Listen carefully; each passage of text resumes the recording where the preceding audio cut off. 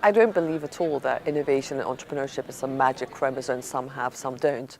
It's not a personality trait. It's something we've all got within us. And it's just a question of everyone's creative, like this will to create we all have, everyone's born with it. It's just that I think entrepreneurs happen to have to use it at work. You have to think of new ways, you have to bootstrap. But in a big company, in a way, you just slot into an existing system, to an existing model. The key is for big companies not to think themselves as an organization of 4,000 people, but just think about it as little groups of individuals, almost like little startups. And it's those individuals that make up the culture of the big company.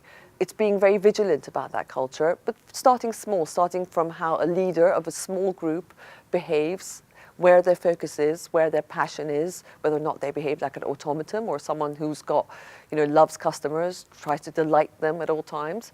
And then that sort of becomes contagious, and that's how culture changes. Well, my 3 habits for being more innovative and more entrepreneurial in a corporate culture, the most important one is customers. Everyone says we love our customers, but actually it's sort of very much us and them.